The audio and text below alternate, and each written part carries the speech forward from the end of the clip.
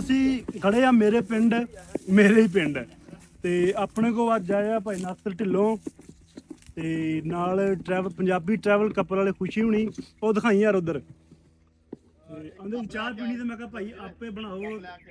ਬਣਾ ਕੇ ਪੀਓ ਤੇ ਕਹਿੰਦੇ ਜੀ ਪੰਜਾਬੀ ਕਲਚਰ ਦੇਖਣਾ ਜਿਹੜਾ ਸਾਡਾ ਲਹਿੰਦੇ ਪੰਜਾਬ ਦੇ ਵਿੱਚ ਜਿਵੇਂ ਆ ਵੇਲਣਾ ਲੱਗਾ ਹੋਇਆ ਵੀ ਬਲਦਾਂ ਤੇ ਉਹ ਗੇਅਰ ਲੱਗਾ ਹੋਇਆ ਉਹ ਵੀ ਬਲਦਾਂ ਤੇ ਇਧਰ ਗੇਅਰ ਲੱਗਾ ਹੋਇਆ ਉਹ ਘਲਾੜੀ ਆ ਵੇਲਣਾ ਐਵੇਂ ਇੱਧਰ ਧਿਆਨ ਨਾ ਕਰੀ ਮੈਂ ਗੋਲ ਨਹੀਂ ਦੇਣਾ ਉਹ ਕਹਿੰਦੇ ਹੁੰਦੇ ਨਾ ਕਿ ਜੱਟ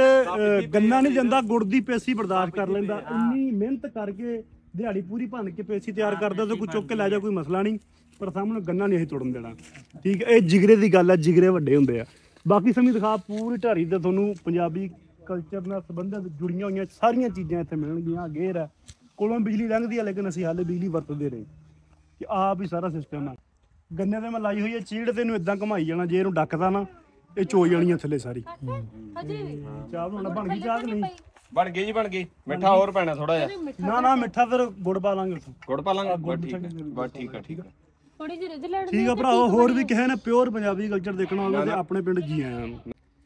ਬਾਈ ਜੀ ਦੀ ਇਹ ਗੱਲ ਪੱਕੀ ਹੈ ਅਸੀਂ ਵੀ ਦੇਖਦੇ ਹੁੰਦੇ ਸੀਗੇ ਪਹਿਲਾਂ ਇਹਨਾਂ ਨੂੰ ਸੋਸ਼ਲ ਮੀਡੀਆ ਦੇ ਥਰੂ ਹਨ ਤੇ ਇੱਥੇ ਆ ਕੇ ਅੱਜ ਰੂਹ ਖੁਸ਼ ਹੋ ਗਈ ਯਾਰ ਸਾਰੀਆਂ ਚੀਜ਼ਾਂ ਜੋ ਹੀ ਸਾਂਭ ਕੇ ਰੱਖੀਆਂ ਹੋਈਆਂ ਤੇ ਜੇ ਤੁਸੀਂ ਵਾਕਈ 15-20 ਸਾਲ ਪਿੱਛੇ ਜਾ ਕੇ ਟੇਸਟ ਕਰਨੀਆਂ ਚੀਜ਼ਾਂ ਵੀ ਪਹਿਲਾਂ ਕਿਹੋ ਜਿਹਾ ਹੁੰਦਾ ਸੀ ਜਿਹੜੇ ਸੁਣਦੇ ਆ ਨਾ ਆਪਾਂ ਵੀ ਪਹਿਲਾਂ ਐ ਹੁੰਦਾ ਸੀ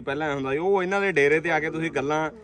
ਮਹਿਸੂਸ ਕਰੋਗੇ ਸਾਰੇ ਹੱਥ ਤੁਹਾਨੂੰ ਦੇਖਣ ਨੂੰ ਮਿਲੂਗਾ ਇਹ ਕਲਾੜੀ ਸਾਰਾ ਸਿਸਟਮ ਮਤਲਬ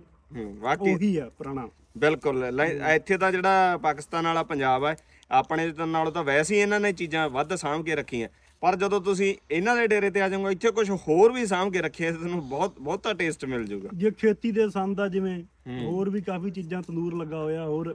ਸਾਰੀਆਂ ਸਬਜ਼ੀ ਨੂੰ ਦੁਕਾਨ ਤੇ ਨਹੀਂ ਜਾਣਾ ਪੈਂਦਾ ਉਹ ਦੇਖੋ ਕਮਾਲ ਮੈਂ ਕਿਹਾ ਕਮਾਲ ਹੋਈ ਪਈ ਹੈ ਜਮਾ ਲੂਣ ਲਿਆਈਦਾ ਬਸ ਕੱਲਾ ਲੂਣ ਜਿਵੇਂ ਪਹਿਲਾਂ ਕਹਿੰਦੇ ਨੇ ਜੱਟ ਨੂੰ ਤਾਂ ਕੱਲਾ ਲੂਣ ਚਾਹੀਦਾ ਸਾਰਾ ਕੁਝ ਖੇਤ 'ਚ ਹੁੰਦਾ ਸਾਰਾ ਕੁਝ ਆ ਦੇਖੋ ਤੁਹਾਡੇ ਸਾਹਮਣੇ ਸਹੀ ਗੱਲ ਹੈ ਜੀ